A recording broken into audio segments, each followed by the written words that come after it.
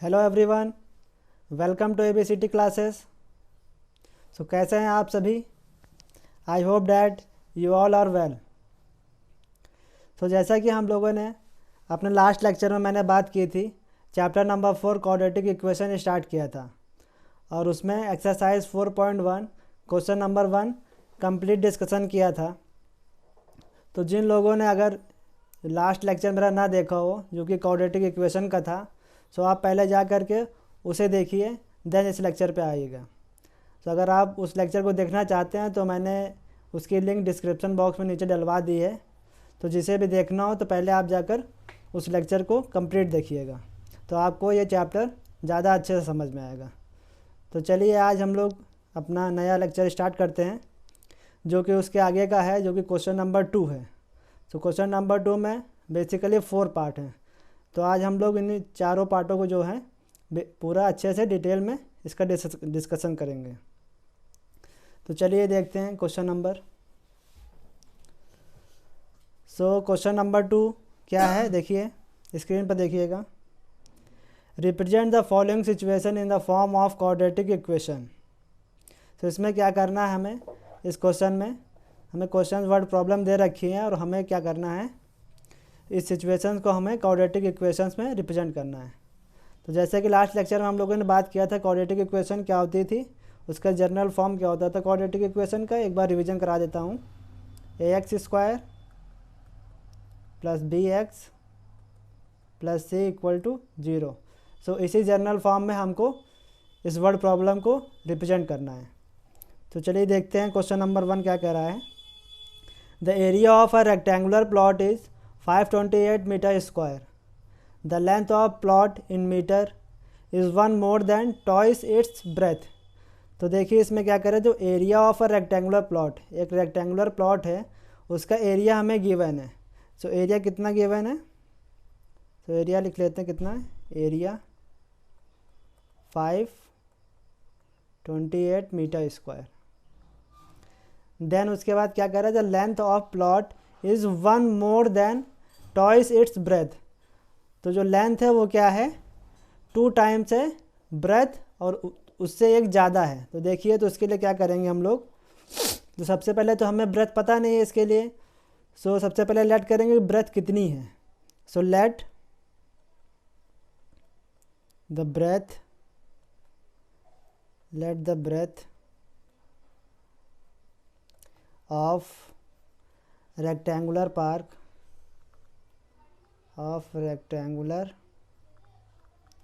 Plot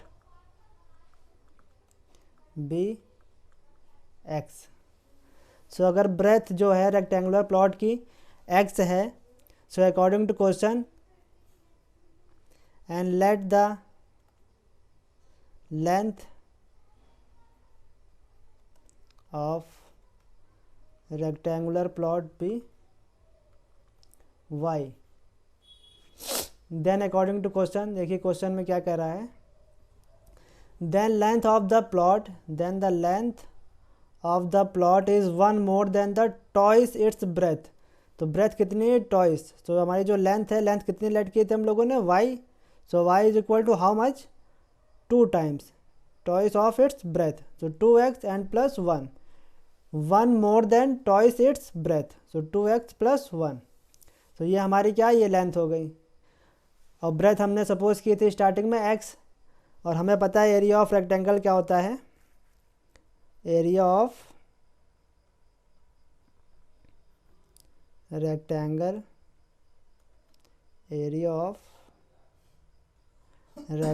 equal to length into breadth. Area of rectangle हमें given है 528, length कितनी आई, length आई है 2x + 1 और ब्रेथ है x। इसे सॉल्व करिए, देखिए कितना आता है। ये हो जाएगा 2x² + x और ये कितना 528। इसको इधर ले आए तो कितना हो जाएगा, इसके बाद इधर देखिए 2x² + x - 528 = 0। ये हमारे का जनरल फॉर्म है क्वाड्रेटिक इक्वेशन का। सो ये हमारी इक्वेशन फॉर्म हो गई क्वाड्रेटिक इक्वेशन। सो इसमें हम लोगों को लेंथ ऑफ ब्रेथ निकाल के नहीं दिखाना था, सिर्फ क्या करना था, रिप्रेजेंट करना था इस सिचुएशन को in the form of quadratic equation. So ये क्वेश्चन नंबर 2 का फर्स्ट पार्ट कंप्लीट होता है। अगर किसी को डाउट होता है तो कमेंट करके ज़रूर बताइएगा। सो इसका स्क्रीनशॉट ले लीजिए। देन हम लोग मूव करते हैं नेक्स्ट पार्ट पे, पार्ट नंबर 2 पे। तो चलिए मूव करते हैं पार्ट नंबर 2 पे। तो देखिए, सो क्वेश्चन नंबर 2 का पार्ट नंबर 2 क्या कहता है, the product of two consecutive positive integer is 306। So we need to find the integers. अब देखिए इसमें सबसे पहले कॉन्जिक्यूटिव पॉजिटिव इंटीजर्स होते क्या हमारे। तो देखिए कॉन्जिक्यूटिव नंबर्स क्या होते हैं। कॉन्जिक्यूटिव नंबर्स होते हैं जैसे कि एक के बाद एक नंबर, जैसे कि मान लीजिए अगर फर्स्ट नंबर 1 है, देन सेकंड नंबर 1 + 1 क्या हो जाएगा, 2 हो जाएगा। देन थर्ड नंबर, इसी तरह थर्ड नंबर 1 + 2, ये 1 + 2। देन 1 + 3, तो ये 1 हो गया। देन 2, देन 1 + 2 3, देन ये 4 हो गया। तो ये क्या कहते हैं, इसको हम लोग कॉन्जिक्यूटिव करते हैं, कॉन्जिक्यूटिव नंबर इसे कहते हैं। सो यहाँ पर देखिए क्या करना है, the product of two consecutive positive integer is 306। अब क्वेश्चन में हमें पॉजिटिव इंटीजर्स तो गिवन नहीं है, कॉन्जिक्यूटिव पॉजिटिव इंटीजर्स, तो हमें क्या करना पड़ेगा, लेट करना पड़ेगा। So let the first consecutive integer, first positive consecutive integer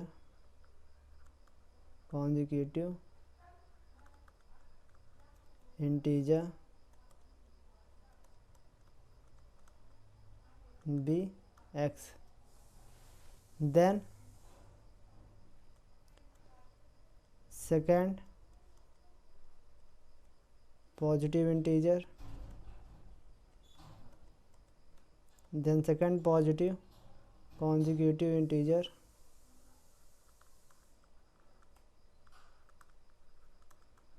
integer ये कितना हो जाएगा, x + 1। अगर 3 कॉन्जिक्यूटिव इंटीजर्स की बात करता है देन हो जाता है x + 2। बट यहाँ पर क्या कह रहा है कि प्रोडक्ट हमें करना है सिर्फ 2 पॉजिटिव इंटीजर्स का। सो अब इन दोनों का प्रोडक्ट कर दीजिए। प्रोडक्ट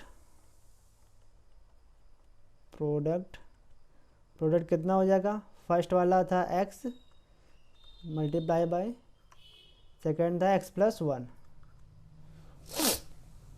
इन दोनों का प्रोडक्ट हमें गिवन था कितना, 306। सो यहाँ पर 306। सो ये हो गया, इसको सॉल्व करेंगे x² + x। सो ये x² + x माइनस 306 = 0। तो ये हमारी जनरल फॉर्म हो गई क्वाड्रेटिक इक्वेशन की। तो हमारे ये इक्वेशन आई जो कि क्या है, क्वाड्रेटिक इक्वेशन है। सो आई होप डैट समझ में आया होगा ये क्वेश्चन भी। तो इसमें कुछ नहीं था, बस यहाँ पर हमें ध्यान देना था कि कॉन्जिक्यूटिव इंटीजर्स होते क्या हैं। तो कॉन्जिक्यूटिव इंटीजर्स क्या होते हैं, जो एक के बाद एक आते हैं। जैसे कि यहाँ पे कॉन्जिक्यूटिव पॉजिटिव इंटीजर्स की बात की थी। अगर यहाँ पे बात करते हैं कॉन्जिक्यूटिव ऑड नंबर्स की अगर बात करता, तो ऑड नंबर के लिए क्या करते हैं हम लोग, जैसे कि फर्स्ट 1 है, देन इसके बाद क्या आएगा 3, देन 5, देन 7। तो इन्हें हम लोग क्या बोलते हैं, consecutive odd positive integer, consecutive odd positive integers इन्हें कहते हैं। तो इसी तरह कॉन्जिक्यूटिव इवन पॉजिटिव इंटीजर्स होते हैं। तो अगर मान लीजिए ऐसे क्वेश्चन आ जाते हैं तो आप लोग आसानी से कर पाएंगे। तो यहाँ पर वही किया है, अगर पहला नंबर x लेट किया है तो सेकंड नंबर x + 1 हो जाएगा, जैसे कि कॉन्जिक्यूटिव पॉजिटिव इंटीजर्स की डेफिनेशन है। फिर दोनों का प्रोडक्ट जो था वो हमें गिवन था 306। फिर उसके बाद उसमें वैल्यू पुट कर दिया और सॉल्व कर दिया आसानी से। तो ये हमारी इक्वेशन आ गई इसकी। तो इसका स्क्रीनशॉट ले लीजिए। देन वी मूव करते हैं हम लोग नेक्स्ट क्वेश्चन पर, पार्ट नंबर 3 पर। तो चलिए बढ़ते हैं पार्ट नंबर 3 पे। तो पार्ट नंबर 3 देखिए क्या कहता है। Rohan's mother age is 26 year older than him. तो जो रोहन की माँ है उनकी एज कितनी है, 26 ओल्डर देन हिम। मतलब अगर रोहन की एज एक्स हम लोग लेट कर लेते हैं सपोज, तो उनकी माता जी की एज कितनी होगी, x plus 26। Then the product of their ages 3 years from now will be 360। आप कह रहा है 3 साल बाद जो उनकी एज होगी, मतलब रोहन की और रोहन की माँ की जो एज होगी, दोनों का प्रोडक्ट कितना गिवन है, 360। तो इस सिचुएशन को हमें रिप्रेजेंट करना है इन the form of quadratic equation. तो चलिए स्टार्ट करते हैं, देखते हैं कैसे होगा इसका सॉल्यूशन। तो सबसे पहले तो हमें क्या, रोहन की एज यहाँ पे नहीं पता है। So let the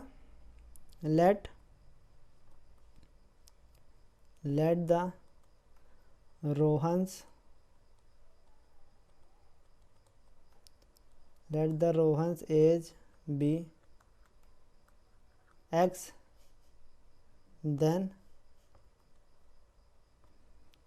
then his mother's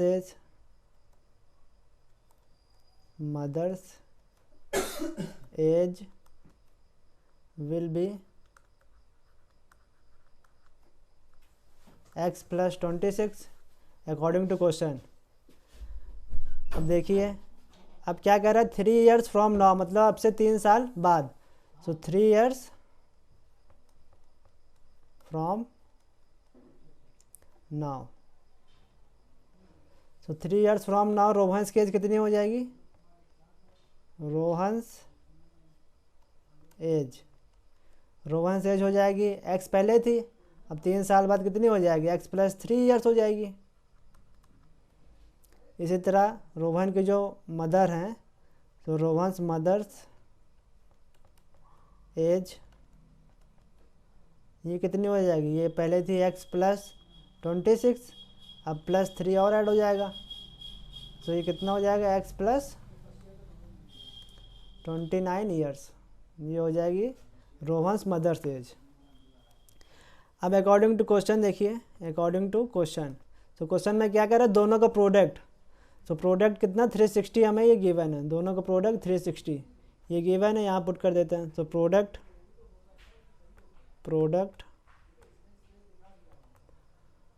करेंगे अगर रोहन का, तो रोहन कितना था, एक्स प्लस 3 इंटू रोहन्स की मदर की एज कितनी हो गई, एक्स प्लस 29, और ये प्रोडक्ट दे रखा है 360, ये वैल्यू यहाँ पर पुट कर दी। अब इसको सॉल्व कर लीजिए, देखिए तो ये हो जाएगा x square plus 3x plus 29x and plus ये मल्टीप्लाई करिए, 3 9 जा 27, 2 कैरी 3 2 जा 6 एंड ये 87। इसको सॉल्व करेंगे तो कितना आएगा, ये हो जाएगा 360 minus 87 equal to x square, ये कितना हो जाएगा 29 और प्लस 3, 29 एंड प्लस 3 29, देन 30 31 32, तो ये होगा 32x,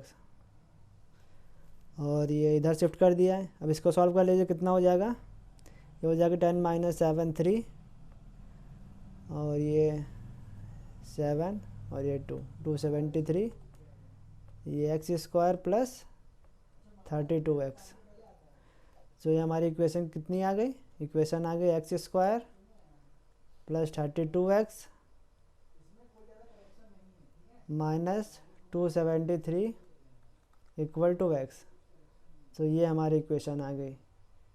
ये सिचुएशन को रिप्रेजेंट करेंगे तो ये आएगा x square plus 32x minus 273 equal to 0। So देखिए अगर किसी को डाउट हो तो कमेंट करिएगा, बताइएगा कैसा इसमें क्या समझ में नहीं आया, अगर किसी को कुछ भी डाउट हो तो देख लीजिए आप लोग, एक बार इसका स्क्रीनशॉट ले लीजिए।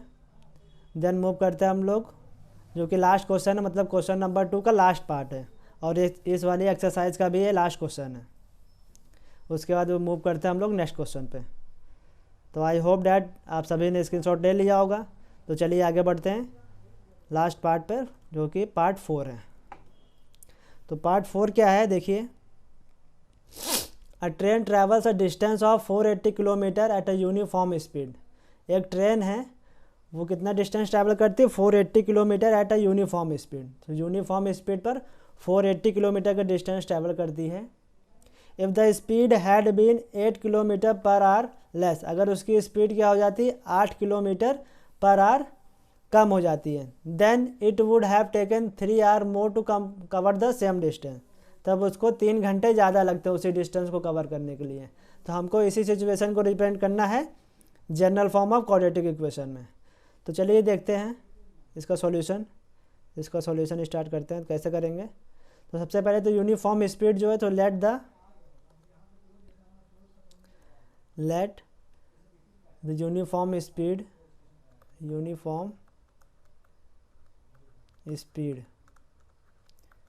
यूनिफॉर्म स्पीड क्या लेट कर लिया, अगर x है तो उसको डिस्टेंस 480 लग रहा है। If the speed had been reduce 8 kilometre per hour, तो जो रिड्यूस्ड स्पीड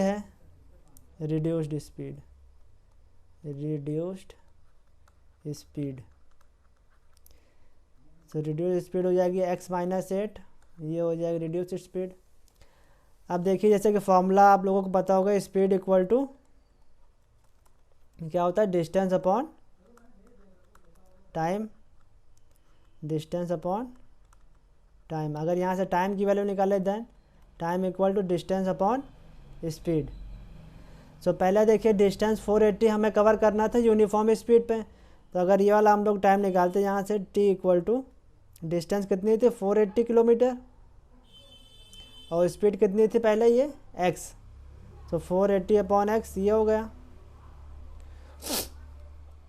उसके बाद क्या हुआ, 8 किलोमीटर जब उसकी स्पीड कम हो गई तो उस समय उसकी टाइमिंग कितनी हो जाएगी 3 आवर मोर, तो 3 घंटे उसको और लगेंगे। तो यहाँ पे कितना हो जाएगा, तो ये 40 डिस्टेंस तो हमारी वही रहेगी 480 और स्पीड रिड्यूस हो गया x माइनस 8 हो गई स्पीड। तो यहाँ पर देखिए कितना टाइम लगा, यहाँ पर 3 घंटे ज़्यादा लग रहा है, तो 3t प्लस 3 घंटे ज़्यादा लगा जब उसकी स्पीड रिड्यूस हो गई 8 किलोमीटर। पहले x थी, उसके बाद क्या हो गया x माइनस 8। तो यहाँ पर वैल्यू पुट कर दीजिए, ये वाली इक्वेशन ऐड कर लीजिए, फर्स्ट इक्वेशन है and this is your second equation. तो यहाँ पर जब वैल्यू पुट करेंगे, सो इक्वेशन फर्स्ट की वैल्यू इक्वेशन 2 में हम लोग पुट कर रहे हैं, put equation first in second. तो क्या हो जाएगा, यहाँ पर अगर पुट करेंगे तो हो जाएगा 480 t की जगह पर 480 upon x plus 3 equal to 480 upon x minus 8। अब इसको सॉल्व कर लेते, देखिए इधर मैं दिखा रहा हूँ। तो इसका अगर एलसीएम लेंगे तो हो जाएगा 480 और plus 3x upon x equal to ये हो जाएगा 480 अपॉन x माइनस 8। ये क्रॉस मल्टीप्लाई करिए देखिए, सो इसको इधर लाएंगे तो कितना हो जाएगा x माइनस 8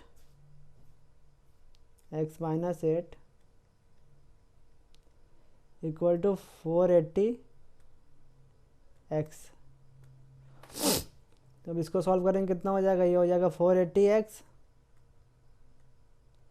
और माइनस ये मल्टीप्लाई कराएंगे 8 से, तो 8 0 जा 0, 8 8 जा 64, कैरी 6 गया, 8 4 जा 32 और प्लस 6 38, तो ये हो गया 38। और ये कितना हो जाएगा, प्लस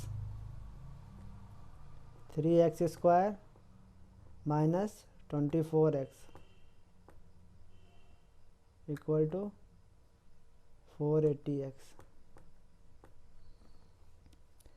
देखिए 480x ये और ये कैंसिल आउट हो गया, तो बचा कितना हमारे पास बचा 3x square minus 24x -3840 equal to 0। तो ये हमारी इक्वेशन आ गई general form of quadratic equation. अगर इसमें से देखिए 3 कॉमन लेते हैं तो और सिंप्लीफाई हो जाएगा। 3 कॉमन ले लेते हैं तो यहाँ कितना बचेगा, x square minus 8x and minus ये हो जाएगा 3 1 जा 3, 3 2 जा 6 एंड 3 8 जा 24 और ये 0 इक्वल टू 0। तो ये हमारी इक्वेशन हो गई x square minus 8x minus 1280 equal to 0। तो ये इक्वेशन हमारी आ गई। इस कंडीशन को कैसे रिप्रेजेंट करेंगे, इस इक्वेशन में। तो ये हमारा लास्ट क्वेश्चन था, क्वेश्चन नंबर 2 का 4th पार्ट था। तो आई होप डैट आप सभी को समझ में आया होगा। अगर किसी भी बच्चे को या किसी को भी डाउट होता है किसी भी क्वेश्चन के रिगार्डिंग तो वो कमेंट बॉक्स में नीचे कमेंट कर सकता है। तो आई होप डैट आप सभी को समझ में आया होगा। So okay, thank you for watching the video.